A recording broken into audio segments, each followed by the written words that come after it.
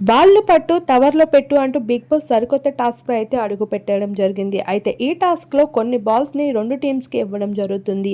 ఒకటి నిఖిల్ టీం, మరొక వైపు కిరాక్ సీత టీం. అయితే ఇప్పటికి తెలిసిందే కిరాక్ సీత టీంలో 5గురు, నిఖిల్ టీంలో 4గురు మాత్రమే ఉన్నారు. ఇక విష్ణుప్రియ, నైనిక అయితే కిరాక్ సీత టీంలోకి మారిపోయారన్న విషయం.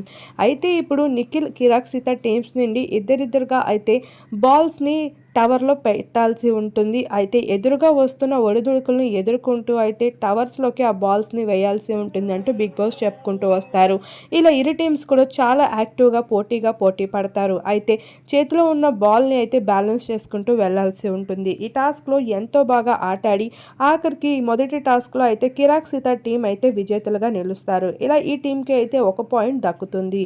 ఇక చూస్తే కిరాక్ సీత టీంలో 5గురు ఉండగా నిఖిల్ టీంలో 4గురు మాత్రమే ఉన్నారు. మరి నెక్స్ట్ లెవెల్ టాస్క్ ఏం జరగబోతుంది అనేది రాబోయే ఎపిసోడ్స్లో చూద్దాం.